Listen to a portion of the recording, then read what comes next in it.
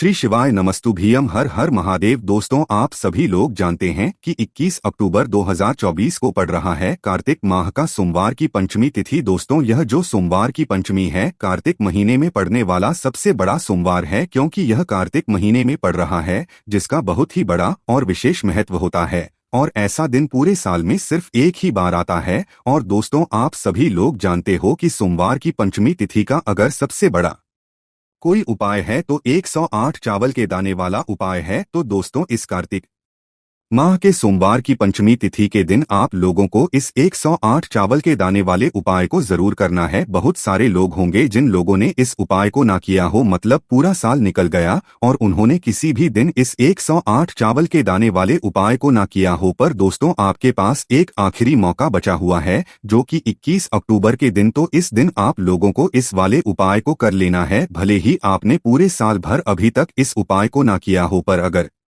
आपने इस कार्तिक महीने के सोमवार की पंचमी तिथि के दिन अगर इस वाले उपाय को कर लिया तो आपको इस उपाय को करने का वो फल मिलेगा जिसकी आपने कभी कल्पना भी नहीं करी होगी। इसीलिए आप लोग इस वाले उपाय को एक बार जरूर कर लेना, ताकि आप लोगों के हाथ से यह मौका ना जा सके और आपको इस उपाय को करने का फल मिल सके। दोस्तों, यह उपाय पंडित ने अपनी अभी की ही शिव महापुराण की कथा में बताया है, जिस उपाय को आज हम आपको बहुत अच्छे से समझाने वाले हैं। इस वीडियो को देखने के बाद इस उपाय को समझने के लिए आपको कोई और वीडियो को देखने की जरूरत नहीं पड़ेगी। तो चलिए दोस्तों, उपाय को शुरू करते हैं। देखिए, यह कार्तिक महीने के सोमवार की पंचमी तिथि के दिन यह इतना खास होता है, इतना महत्वपूर्ण होता है। देखा है कभी कभी बड़े बड़े पूजा पाठ अनुष्ठान से जो पूर्ण नहीं होते, वो कार्तिक महीने के दिन एक छोटे से उपाय करने से ही आपकी मनोकामना पूर्ण हो जाती है। और बहुत सारे लोगों ने इस उपाय को किया भी है और उनको इस उपाय को करने का फल भी जरूर मिला है। अगर आप लोग भी इस उपाय को करना चाहते हैं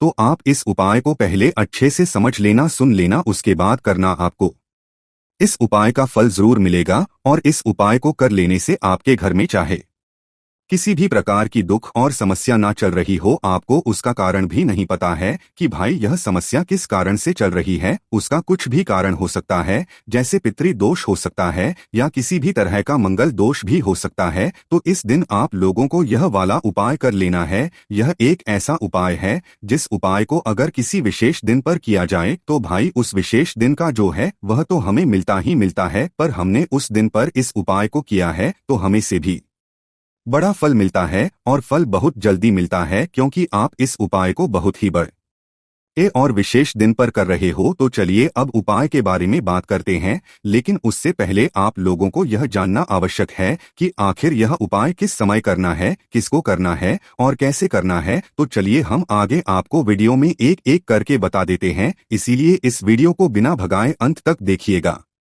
ताकि इस उपाय को करने के बाद आपका भाग्य प्रबल हो जाए, आपके नवग्रह आपका साथ देना शुरू कर दें, आपके घर की बरकत हो, आपके घर की उन्नति हो और भगवान भोलेनाथ का आशीर्वाद हमेशा आप पर बना रहे।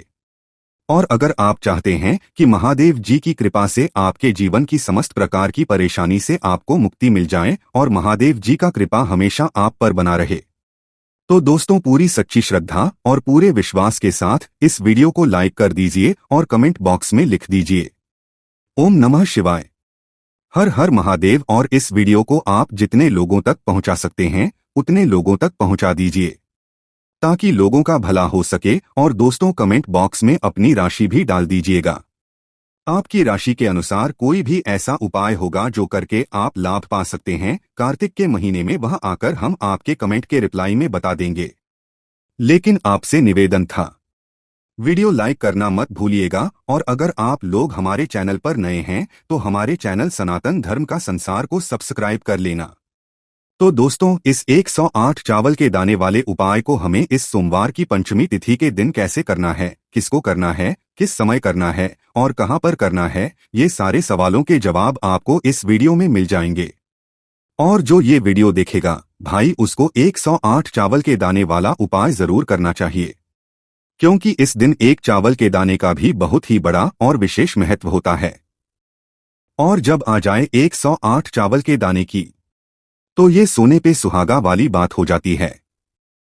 और ये एक बहुत ही बड़ा उपाय हो जाता है इस कार्तिक सोमवार की पंचमी तिथि का। तो अब दोस्तों इस 108 चावल के दाने वाले उपाय को आखिर करना किसको है, सबसे पहले हम लोग वो बात जान लेते हैं। तो देखो, घर की जो बड़ी माताएं बहनें होती हैं, उन माताओं बहनों में से कोई भी एक बड़ी माता बहन इस वाले उपाय को कर सकती है। और दोस्तों अगर आप चाहें तो अपने घर में से सभी को भी इस उपाय को करवा सकते हैं।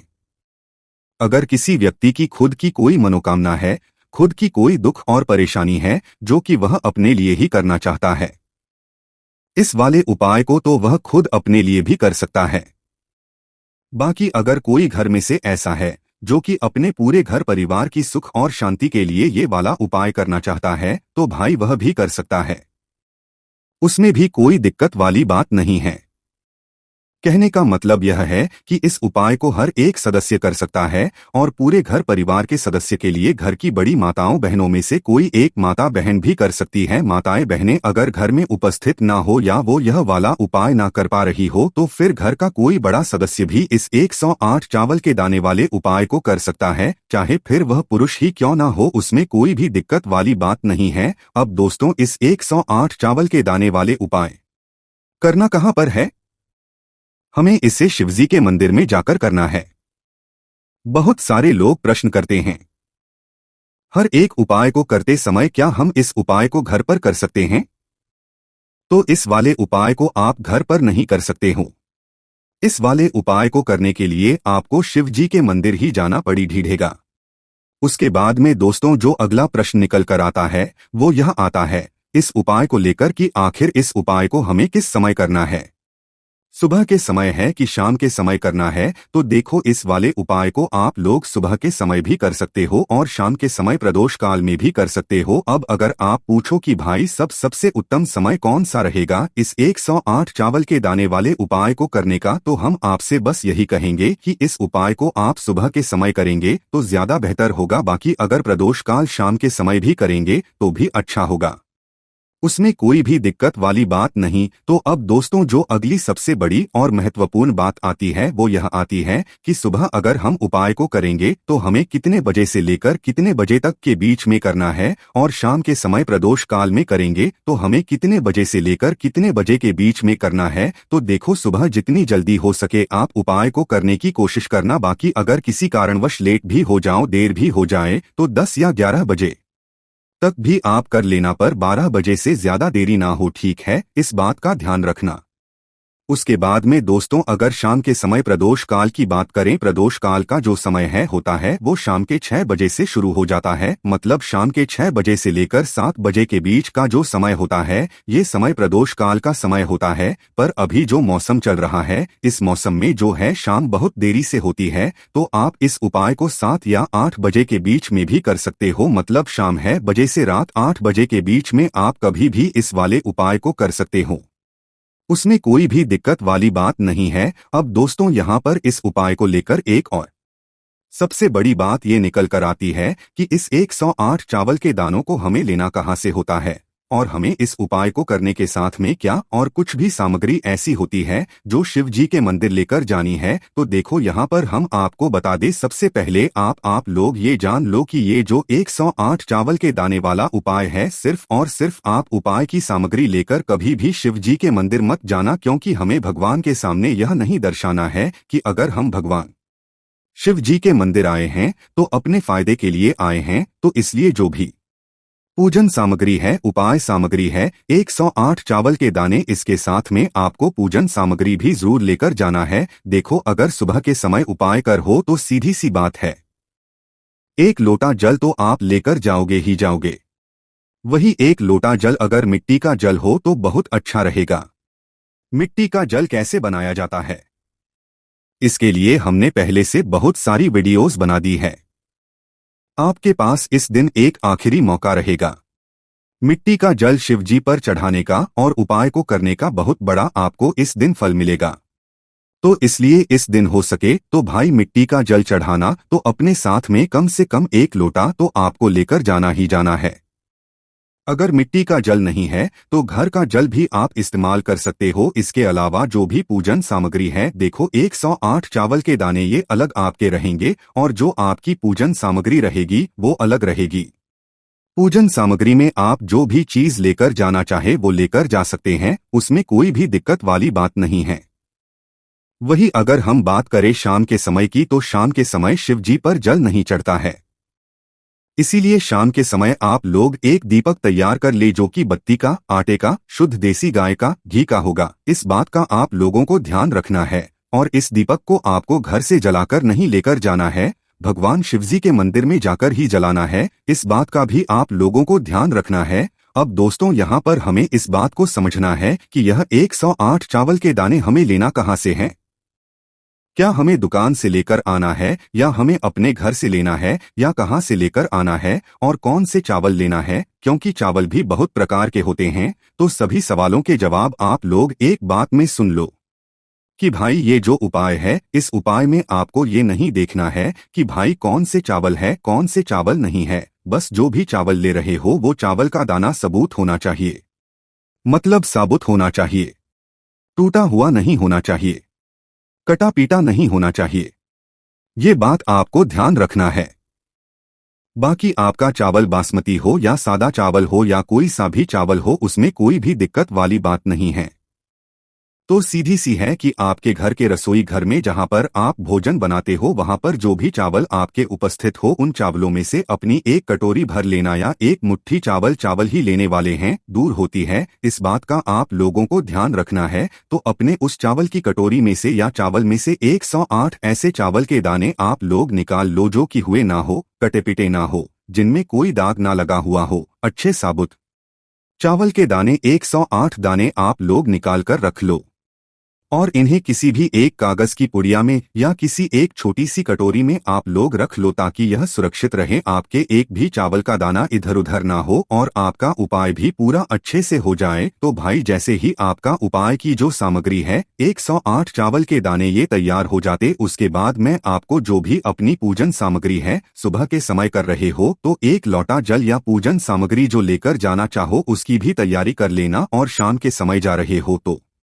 भाई अपना जो दीपक है उसे तैयार कर लेना, ठीक है। और उपाय को करते समय शुद्धता का विशेष रूप से ध्यान रखना, ठीक है। सुबह सुबह स्नान करने के बाद ही उपाय को करने की आप लोग तैयारी करना। उसके बाद अगर शाम के समय की बात, तो शाम के समय आपको स्नान करने की जरूरत नहीं है, पर शुद्धता का ध्यान रखना है। आपको स्नान तो नहीं करेंगे, आप हाथ मुंह धोकर भी इस वाले उपाय को शाम के समय प्रदोष काल में कर सकते हैं, इसमें कोई दिक्कत वाली बात नहीं है। तो आप अपने उपाय की पूरी सामग्री तैयार करके आपके पास ही जो आपका शिव मंदिर हो वहां पर पहुंच जाइए। सबसे पहले शिव मंदिर में जाकर आप लोगों को उपाय नहीं करना है, पहले भगवान के दर्शन करना है, भगवान से आशीर्वाद प्राप्त करना है, फिर शिव जी की के पास में आना है। शिवलिंग के पास में आने के बाद आप जो पूजन सामग्री लेकर आए हुए हैं, जैसे कि सुबह गए हुए होंगे, तो एक लोटा जल और जो भी पूजन सामग्री लेकर आए हैं, आप उनसे भगवान शिव जी की पूजन कीजिए। सबसे पहले तो एक लोटा जल ही चढ़ेगा, उसके बाद में आपकी पूजन सामग्री चढ़ेगी। उसके बाद में अगर दोस्तों शाम के समय अगर आप इस उपाय को कर रहे हो, तो अपने साथ में कम से कम एक जो दीपक है बाती का, जो आप अपने साथ में लेकर गए हो, उस दीपक को मंदिर में जाकर अपनी माचिस से जलाना है और उस दीपक को शिवलिंग के पास में रखना है। इस दीपक को रखने के बाद ही आप लोगों को अपना ये वाला उपाय शुरू करना है, और दीपक को ज्यादा पास में मत रखना, वैसे भी गर्मी पड़ रही है, भगवान शिव जी को आंच नहीं लगनी चाहिए। तो भाई, जैसे ही आपकी पूजा अर्चना हो जाती है, आप भगवान शिव जी को प्रसन्न कर लेते हैं। उसके बाद में शिवलिंग के पास ही में आप कहीं पर बैठ जाइए, सामने या आसपास जिस जगह पर आपको बैठना हो वहां पर बैठ जाइए और अपने वह 108 चावल के दाने अपने सामने निकाल कर रख लीजिए, क्योंकि अब यहाँ पर उपाय को यहाँ पर करने की आपको तैयारी करना है। और इस तरीके से जब आप उपाय करेंगे, पूजन सामग्री करने के बाद, पूजन अर्चना करने के बाद, तो आपको उपाय का फल बहुत जल्दी और बहुत बढ़ा होकर मिलेगा। तो अपने 108 चावल के दाने अपने सामने निकाल कर रख लेना, और यह जो उपाय है यह आपकी सीधे हाथ की हथेली से होगा, इसलिए इस बात का भी विशेष रूप से ध्यान रखना है। तो सीधे हाथ की हथेली का प्रयोग करके ही आप लोग अपना इस वाले उपाय को करना। अपने सामने जो भी आपके कागज की पुड़िया है उसको खोल कर रख लो, या कटोरी है तो भाई उसे अपने सामने रख लो और अपने वह 108 चावल के दाने निकाल लो। ठीक है, उसके बाद में दोस्तों अब आपको क्या करना कि शिवलिंग आपके सामने होगी तो आपने वह 108 चावल के दाने एक एक करके आपको शिवजी के शिवलिंग के ऊपर चढ़ाना है। कहाँ पर चढ़ाना है? शिवलिंग के ऊपर चढ़ाना है और कहीं पर भी नहीं चढ़ाना है। आपको अपने हथेली से तो शिवलिंग के ऊपर चढ़ाना है, भले ही फिर वो अपने आप जलाधारी पर गिर जाए या मतलब वहीं पर गिर जाए, उसमें कोई दिक्कत वाली बात नहीं है, पर आप चढ़ाओ शिवलिंग के ऊपर ही। तो आपको क्या करना है, अपना पहला चावल का दाना उठाना है, श्री शिवाय नमस्तुभ्यम बोलना है और शिवलिंग चढ़ा देना है। इसी तरीके से दूसरा चावल का दाना उठा है, शिवलिंग पर चढ़ाना है और मंत्र बोल देना है, और फिर तीसरा चावल का दाना उठाना है, श्री शिवाय नमस्तुभ्यम बोलना है और चढ़ा देना है। इसी प्रकार से आपको पूरे 108 चावल के दाने एक एक करके शिवजी के शिवलिंग के ऊपर चढ़ाना है और भगवान से प्रार्थना करते जाना है। मतलब प्रार्थना तो आपको आखिरी में करना है, पर हर एक चावल के दाने को चढ़ाते समय श्री शिवाय नमस्तुभ्यम जरूर बोलना है। बाद ही में ये चावल का दाना शिवलिंग के ऊपर आपको चढ़ाना है। जैसे ही आपके 108 चावल के दाने शिवलिंग के ऊपर जाते हैं तो भाई उसके बाद में आपको क्या करना है, भगवान से अपनी मनोकामना बोलना है। मनोकामना भी कब बोलना है, जब आपका 108 चावल का दाना आपके सीधे हाथ की हथेली में हो और आप उसे चढ़ाने के लिए जा रहे हो। श्री बोलकर उस आखिरी चावल के दाने को शिवलिंग के ऊपर चढ़ा देना और भगवान से अपनी वह मनोकामना बोल देना जिस मनोकामना के लिए आप लोग अपना यह वाला उपाय कर रहे हो। जिस भी दुख और परेशानी के लिए आप लोग अपना यह वाला उपाय कर रहे हो, उसके बाद में जैसे ही आप अपनी मनोकामना बोल देते हो आपका यह वाला उपाय पूरा हो जाता है। पर दोस्तों उपाय को करने के बाद आप लोगों को 2 मिनट भगवान शिव जी के मंत्र का जाप जरूर करना है, और मंत्र का जाप करने के बाद भगवान से एक और बार प्रार्थना करना है अपनी कामना के लिए या अपनी जो भी दुख और परेशानी है उसके लिए। इसके बाद में आप लोग भगवान को देखकर भगवान से प्रार्थना करके उनसे आशीर्वाद लेकर वहां से उठ सकते हैं और अपने घर पर जा सकते हैं। बस दोस्तों यहाँ पर यह वाला उपाय पूरा हो जाता है।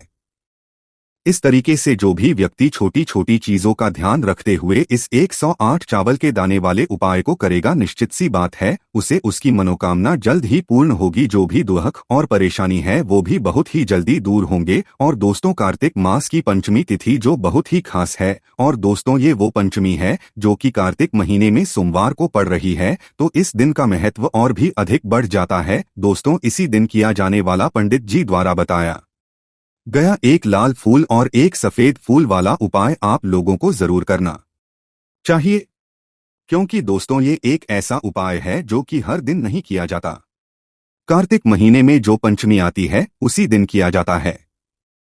अगर आप लोगों ने इस उपाय को नहीं किया है या किसी कारणवश नहीं कर पाए हो तो इस सोमवार पंचमी के दिन इस उपाय से मत चूकना। दोस्तों देखिए ये दिन इतना खास होता है, इतना महत्वपूर्ण होता है, देखा गया है कभी कभी बड़े बड़े पूजा पाठ अनुष्ठान से जो मनोकामना पूर्ण नहीं होती है वह कार्तिक पंचमी के दिन एक छोटे से उपाय करने से ही आपकी मनोकामना पूर्ण हो जाती है।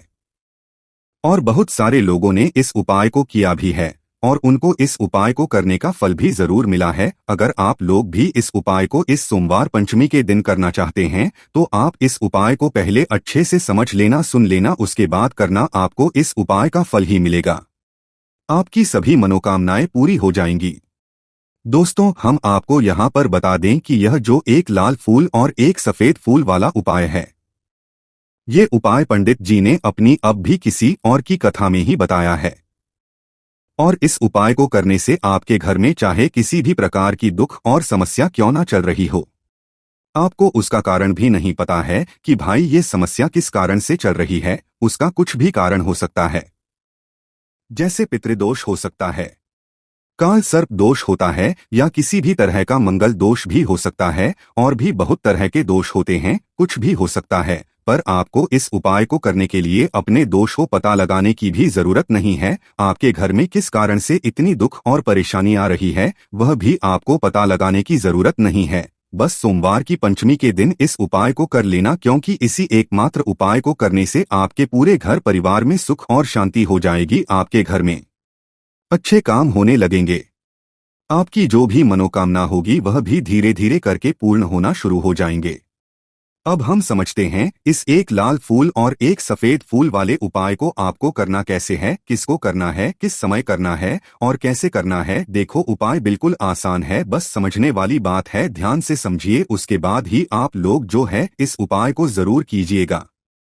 सबसे पहली चीज हम लोग ये समझते हैं कि एक लाल फूल और एक सफेद फूल वाले उपाय को इस आने वाली सोमवार पंचमी के दिन किसको करना है। तो देखिए, इस उपाय को घर के सभी सदस्यों को करने की बिल्कुल भी जरूरत नहीं है। घर में से कोई एक मुख्य बड़ा सदस्य ही इस उपाय को करेगा तो उस घर परिवार के सभी सदस्यों को इस उपाय को करने का फल मिल जाएगा। पर वो बड़ा सदस्य कौन होगा, कौन व्यक्ति इस उपाय को करेगा? तो यहाँ पर देखिए, हम आपको बता दें, घर की जो बड़ी माताएं बहनें होंगी, घर की बड़ी माताओं बहनों में से कोई भी एक माता बहन इस वाले उपाय को कर सकती है। अपने पूरे घर परिवार के लिए घर में सभी सदस्यों को इस उपाय को करने की जरूरत नहीं है।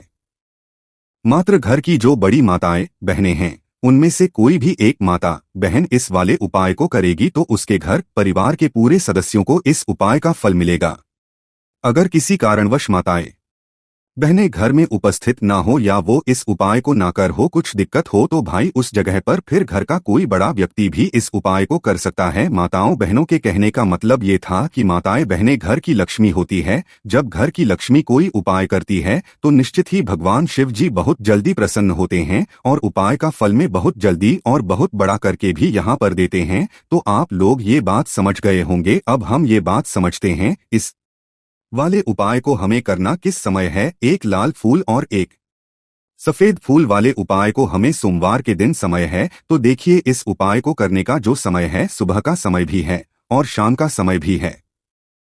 अब देखिए, यहाँ पर हम मुख्य रूप से सुबह का समय नहीं बोलेंगे, क्योंकि देखिए ये जो पंचमी तिथि है और आप सभी लोग जानते हैं पंचमी का प्रदोष काल का मतलब शाम का जो समय होता है ना, इस दिन भगवान शिव जी का सबसे प्रिय दिन होता है। तो आप लोग इसे एक लाल फूल एक सफेद फूल वाले उपाय को सुबह के समय भी कर सकते हो और शाम के समय प्रदोष काल में भी कर सकते हो। सुबह के समय अगर कर रहे हो तो 10 या फिर 11 बजे तक भी अगर उपाय करोगे तो भी आपको उपाय का फल मिलेगा। वही अगर शाम के समय कर रहे हो तो इस दिन जरूर शाम के समय का ध्यान रखना कि शाम के 6 बजे से लेकर 7 बजे के बीच में अगर आप इस उपाय को कर सकते हो तो बिल्कुल कर लेना, पूरी कोशिश करना। पर अगर किसी कारणवश इस समय के बीच में ना कर पाओ तो रात बजे तक भी अगर आप उपाय को करोगे तो आपको उपाय का फल जरूर मिलेगा।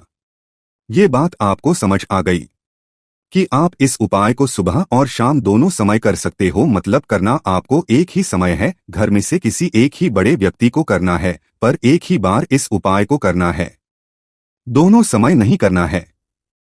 आपको जो समय अच्छा लगे आप उस समय पर इस वाले उपाय को कर सकते हैं। तो चलिए जानते हैं इन विशेष उपायों के बारे में। लेकिन उससे पहले जो भी मेरे भाई मेरी प्यारी बहनें आज चैनल पर पहली बार आए हैं या मेरी आवाज आज पहली बार सुन रहे हैं, अगर आप भी महादेव के सच्चे भक्त हैं तो वीडियो को लाइक और चैनल को सब्सक्राइब जरूर कर लें और कमेंट बॉक्स में लिखें हर हर महादेव, ओम नमः शिवाय। देखो, अब सबसे महत्वपूर्ण बात आती है कि इस उपाय को हमें करना किस लिए है।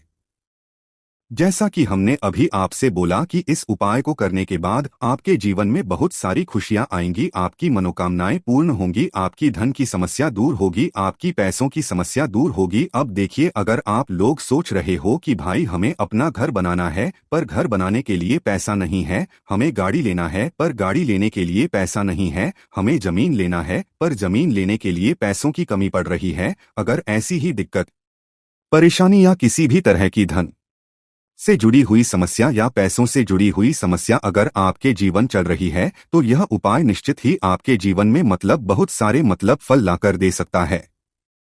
इसीलिए अगर आपके घर में बहुत ज्यादा दिक्कत समस्या परेशानी चल रही है, धन से जुड़ी हुई पैसों से जुड़ी हुई, धन की बहुत ज्यादा कमी आ रही है, पैसों की बिल्कुल आवक नहीं हो रही है, तो भाई आप लोगों को इस वाले उपाय को जरूर करना चाहिए। घर में से किसी एक भी बड़े व्यक्ति को अब इस उपाय में करना क्या है, वो सबसे पहले हम लोग लेते हैं उपाय की सामग्री।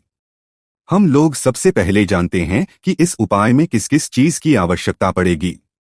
तो देखिए, उपाय का नाम तो एक लाल फूल और एक सफेद फूल वाला उपाय है, पर इस उपाय में कुल मिलाकर 4 सामग्री हमें लगने वाली है, जो कि पंडित जी ने खुद सीहोर वाली कथा में बताया है। और जो हम आपको उपाय बताते हैं वो पंडित जी द्वारा बताए गए होते हैं, अलग से हम कुछ भी नहीं बताते हैं। तो यहाँ पर हम लोग समझते हैं कि इस उपाय की सामग्री क्या है।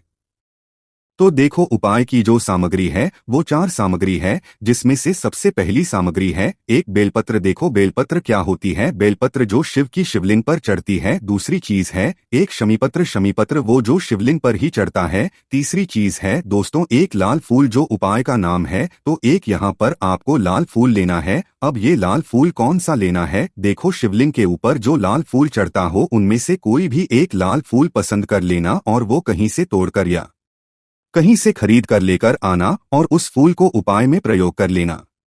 उसके बाद में एक सफेद फूल। सफेद फूल का विशेष रूप से ध्यान रखना, जो सफेद फूल शिवलिंग पर चढ़ता हो सिर्फ वही सफेद फूल लेकर आना। इसके अलावा कुछ मत लेकर आना, लेकिन केतकी का मत लेना। तो एक एक मात्रा में ही आपको ये चारों सामग्री चाहिए। एक बेलपत्र, एक शमीपत्र, एक लाल फूल और एक सफेद फूल। ये चारों सामग्री आप लोग तैयार करके रख लें। प्रदोष काल में सुबह के समय जब भी आप इस उपाय को कर रहे हैं, जैसे ही आपके उपाय की सामग्री तैयार हो जाती है, तो क्या हम सीधा उपाय को करने के लिए इन चारों सामग्री को लेकर मतलब उपाय करने के लिए जा सकते हैं? नहीं, तो यहाँ पर आपको इस बात का ध्यान रखना है कि हम भगवान शिव जी को प्रसन्न करने के लिए तो जा रहे हैं, हम अपनी मनोकामना को पूर्ण करवाने के लिए तो जा रहे हैं। पर हमें ये दर्शाना बिल्कुल भी नहीं है कि हम सिर्फ अपने फायदे के लिए भगवान शिव जी के मंदिर में आए हैं।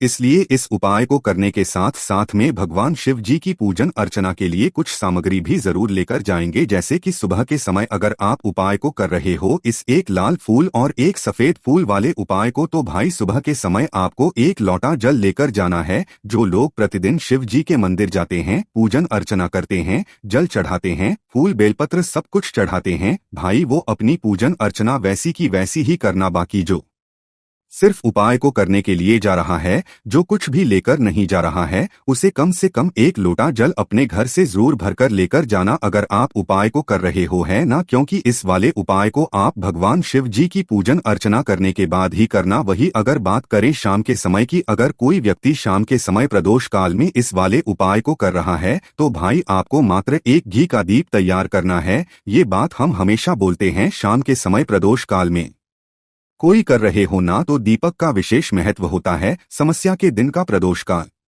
में जो भी व्यक्ति दीपक जलाता है ना भगवान शिव जी के मंदिर में, भाई उसके जीवन से सारी दुख और परेशानियां भी दूर होती है। तो भाई इस दिन दीपक का विशेष रूप से ध्यान रखना आप लोग। अगर आप इस उपाय को शाम के समय प्रदोष काल में कर रहे हो, है ना, ये जो दीपक आप लोग लोगे, ये आटे का लोगे। जो आटा आप घुन दोगे उसके अंदर कुछ भी मत डालना, मात्र साधा आटा लगाकर उसे तैयार कर लेना और एक मीडियम साइज का दीपक तैयार कर लेना। वो दीपक ना ज्यादा छोटा होना, ज्यादा बड़ा हो, है ना। उसके बाद में दीपक आपका तैयार हो जाए तो इसके अंदर जो बत्ती रखोगे वो गोल बत्ती रखोगे। देखो, गोल बत्ती भी 2 तरह की होगी, एक बाजार की और एक घर वाली। तो कोशिश करना अपने घर में जो रुई रखी हुई है उस रुई से आप लोग एक गोल बत्ती अपने ही हाथों से बनाओ। उपाय का फल अच्छा मिलता है, शिव जी जल्दी प्रसन्न होते हैं। जब हम किसी भी उपाय को अपने हाथों से परिश्रम करके तैयार करते हैं, तो आपको उस दीपक के अंदर एक गोल बत्ती रख देनी है। इसके अंदर जो चीज आप लोग डालोगे वो डालोगे शुद्ध देसी गाय का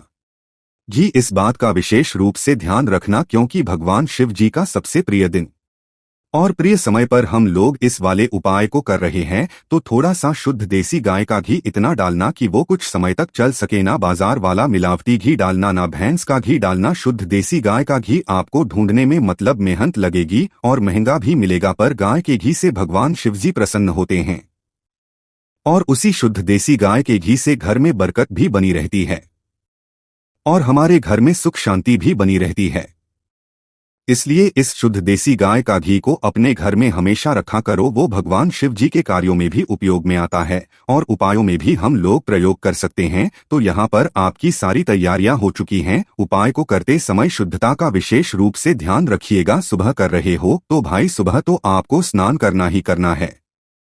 बाकी शाम को कर रहे हो तो शाम को मात्र हाथ मुंह धोकर भी आप लोग इस वाले उपाय को कर सकते हो, कोई दिक्कत वाली बात नहीं है भाई। उपाय की पूरी सामग्री तैयार करके और पूजन सामग्री लेकर भगवान शिव जी के मंदिर पहुंचना है, जो आपके घर के पास में हो, जहां पर शिवलिंग विराजित हो, शिवालय हो, वहां पर आप लोगों को पहुंचना है। और जैसे ही आप भगवान शिव जी के मंदिर में पहुंचते हो, वहां जाकर ही उपाय शुरू नहीं करना है। पहले आपको भगवान शिव जी की पूजन अर्चना करना है। पूजन अर्चना कैसे करोगे? सुबह के समय गए हो तो एक लोटा जल वगैरह जो भी पूजन सामग्री लेकर गए हो, उससे पहले पूजन सामग्री आप लोग मतलब पूजन भगवान शिव जी की कर लो। जो व्यक्ति सिर्फ एक लोटा जल लेकर गए हैं, वो शिवजी की शिवलिंग पर मात्र एक लोटा जल एक धारा से धीरे धीरे करके चढ़ा लो। अपनी पूजन अर्चना आप लोग जो हैं पूरी कर लो पहले। उसी के बाद अगर आप शाम के समय कर रहे हो तो पहले जाकर बैठना है भगवान शिवजी के शिवलिंग के पास में। आप जो दीपक तैयार करके लेकर आए हो, उस दीपक को पहले जलाना है।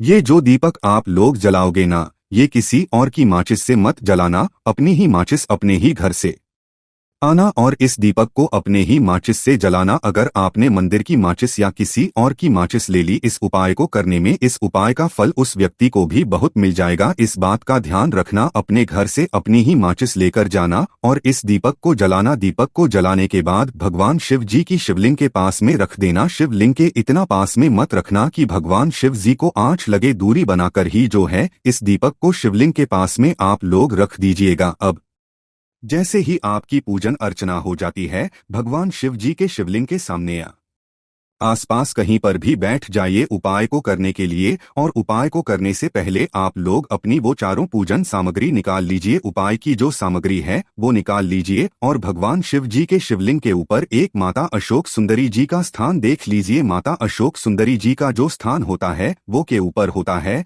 जलाधारी के बिल्कुल बीचों बीच में होता है। आप लोगों ने देखा भी होगा शिवलिंग की जलाधारी होती है, जलाधारी के बिल्कुल बीचों बीच का जो स्थान होगा वो माता अशोक सुंदरी जी का स्थान होगा, क्योंकि यहीं पर हमें ये जो है उपाय को करना है। सबसे पहली चीज, अब हम उपाय को करना शुरू करते हैं। आप सबसे पहले अपनी एक बेलपत्र उठा लो। एक बेलपत्र को आपको माता अशोक सुंदरी जी वाले स्थान पर सबसे पहले समर्पित करना है। पत्र की डंडी का मुख होगा जलाधारी की तरफ, जहां से जल बहता है और नीचे गिरता है, और बीच वाली बड्डी पत्ती का मुख मतलब शिवलिंग की तरफ होगा। इस तरीके से आपको इस बेलपत्र को माता अशोक सुंदरी जी वाले स्थान पर समर्पित कर देना है। उसके बाद में अपनी एक शमी पत्र उठा लो जो आप उपाय के लिए लेकर आए हुए हो। शमी पत्र को उठाकर शमी पत्र की भी जो डंडी का भाग होगा वो जलाधारी की तरफ करके, जहां से जल है नीचे गिरता है उस तरफ करके, और पत्ती वाला भाग शिवलिंग की तरफ करके इस शमी पत्र को भी उस बेल पत्र के ऊपर आपको समर्पित कर देना है।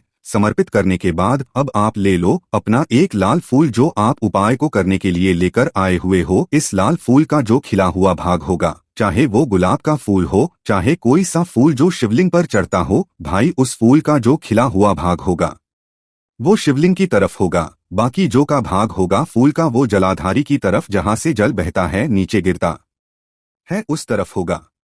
और आखिरी में आपका जो एक सफेद फूल बचा हुआ है, इस सफेद फूल को भी आपको लेना है और सफेद फूल का जो खिला हुआ भाग होगा वो शिवलिंग की तरफ होगा, जहां पर शिवलिंग रखा हुआ है उस तरफ होगा, और डंडी का भाग जलाधारी के पीछे की तरफ हो जाएगा, मतलब जो जहां से जल बहता है और नीचे गिरता है। जब आप लोग एक बेलपत्र, एक शमीपत्र, एक लाल फूल, एक सफेद फूल चढ़ा रहे हो, तो उस समय आप लोगों को कांता भगवान या कांता चक्र का नाम लेते हुए ही जो है इस उपाय को करना है, और भगवान शिव जी और नारायण जी का स्मरण करते हुए ही इस उपाय को आपको करना है। तो जब भी आप एक बेलपत्र, एक शमी पत्र, एक लाल फूल और एक कमी हो रही है, जो भी दुख और समस्या परेशानी चल रही हो, आपको अपनी वह दुख और परेशानी जो है भगवान शिव जी से पाए को पूरा करने के बाद वहीं पर पास में बैठकर बोल देना है।